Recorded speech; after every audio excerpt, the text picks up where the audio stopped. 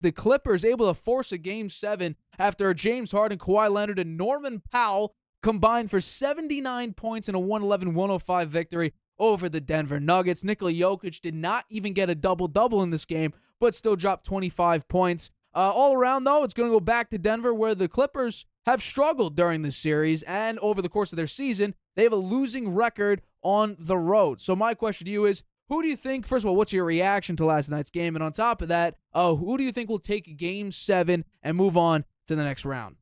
I think that the Nuggets should be worried now. They took control of the second half, the Clippers did, by playing tenacious defense on Jokic, who scored only 5 points in the second half. And that's big. If they can continue to do that, that's why I think the Nuggets are going to be in terrible trouble. The Nuggets lost. This is a repeatable event for them now. They've lost a potential series clinching playoffs for the fourth time in 5 tries over the past 2 seasons since their 2023 championship run. Denver also blew a 3-2 series lead over Minnesota in the second round last season. So this is this is going to be tough for the Nuggets, I think, in Game 7.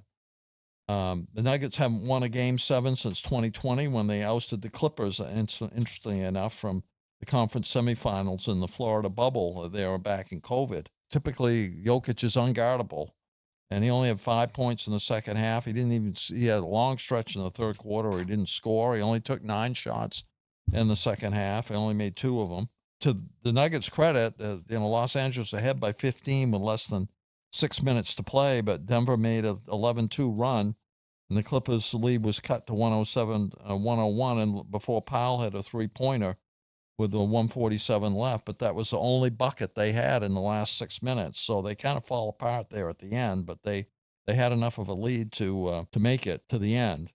The Russell Westbrook, and I talked about this prior games, he does some really good stuff, and then he does some stuff that you just want to say, what the hell? What is he thinking about? What happened? And it happened again last night. He had 14 points, right? He had 10 rebounds, too. And 10 rebounds. He had a double-double. The double-double, right? He had a good game, but then he missed a layup, right? Under pressure. Wide open, too. Yeah, wide open. And then he had another one. Wide open. Well, that one was a little more pressure. He missed that. Both those layups in the final minutes. And then, Jokic missed one with 24 seconds to go. So Russell Westbrook is a roller coaster. He's hot and cold. Okay, and a couple of things I'd say about the stats. You look at when Jokic is scoring 25 points, these other guys have got to step up more. You got Aaron Gordon at 19 points. You got Jamal Murray, 21 points. Come on, you got to do more than that in a night where Jokic is scoring 25. And if they'd done more, then maybe the defense wouldn't have worked as well against Jokic. The bench, for the first time, they beat out the Clippers in the bench scoring. 21-20, but when the bench was on the floor, they had a plus-minus. It was -11, and the Clippers were +21. So they haven't figured that out.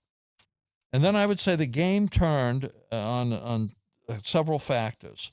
Even though the Clippers were 31% from 3, they made it up by getting to the free throw line. They were +7 points on the free throw line, even though their shooting percentage was 87%. The Nuggets only 6 for 9. They only got to the free throw line 9 times. How can that be in a game like this? You got to be more aggressive.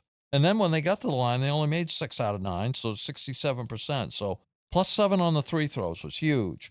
And then the turnovers, which have haunted the Nuggets in every game here. They had 14 turnovers. They gave up 23 points on those turnovers. The Clippers only 7 and 10. So they were +7 on the turnovers, the Clippers, and +13 on points off turnovers. That was the difference. Well, yeah, you bring up the first thing, and that's my opening point. Jokic tied the game lead for turnovers. We talked about that was a Game 2 or Game 3 where the Clippers blew him out. Jokic had like 7 turnovers, and we said that your best player can't lead the game in turnovers. That's a massive issue for this. But first of all, I'm actually going to shout out Russell Westbrook because all the hate he's gotten over the years, he's been relatively effective. And I don't know whether it was just taking that game off for rest when he was injured, but he came back the last 2 games and he has had massive impact. First half excellence along with Jamal Murray in the previous game where Jamal Murray dropped 43 points, and Russell Westbrook also had a phenomenal game. This one, 14 points, 10 boards, 6 assists off the bench. He played 34 minutes. But this is exactly where the Clippers came to play.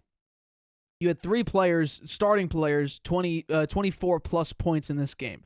James Harden, after being ripped on the past few games for having no offensive production, came up and showed up big time. He shot 3 of 8 from 3, which is only slightly under 50%, so it's not terrible. But we need sort of the old James Harden to emerge if the Clippers are going to take Game 7 at Denver, or we need to have a Kawhi Leonard game where he drops like 39 points.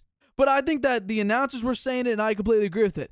Nicholas Batum was the X factor in this game. Defensively, he's coming up with some key blocks, some key steals, and all-around great on-ball defense. Now, numbers-wise, it's not tremendous. He only had 6 points off the bench, but he did have 5 rebounds and 6 assists and 2 steals and 3 blocks. So he's doing his job on the defensive end and also distributing the ball, and this is also the most amount of minutes he's ever played since early April of last year.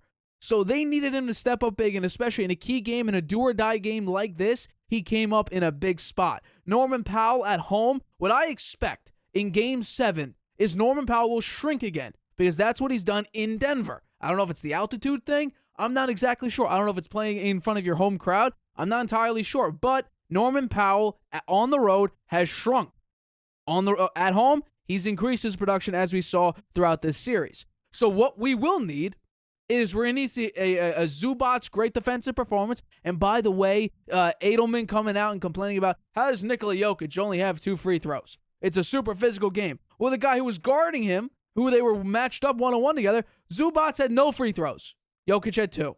So I don't want to hear about the physicality, and I've said this repeatedly. I love the physicality of the playoffs. It adds an intensity level to it. I like the confrontations. I like when players get into it with another. Does it get childish sometimes? Sure. But it adds a level of excitement. I mean, Draymond Green, him and Dylan Brooks, they both have this thing where they each need that type of just stupidity when it comes to their aggressiveness that raises the bar for the rest of the team. It adds a level of intensity for the team. Dylan Brooks says it's an on-the-court thing. It helps himself out in his own performance and helps the team out. Draymond Green, it's the exact same thing.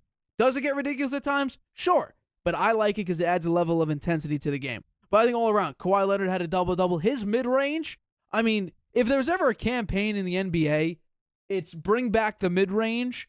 The face of that campaign would be Kawhi Leonard because his mid-range is lethal. He had a double-double in this game. James Harden, he had 28 points, 8 assists, and 6 rebounds. He did have 4 turnovers, though. I don't love it. But when you're putting up that type of offensive production, I don't mind. To answer the question, though, who's taking it?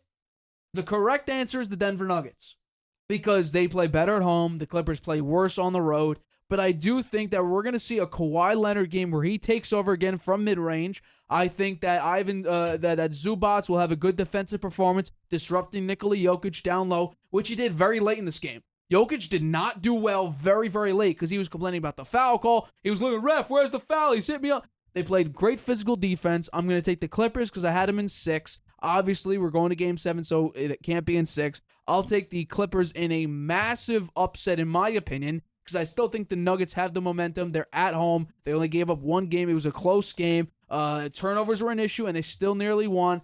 I will take the Clippers in a very tight ball game. I'll take them in a 4-point win. I'm going to go with 106-102 Clippers win. Wow. I picked the Nuggets in 7.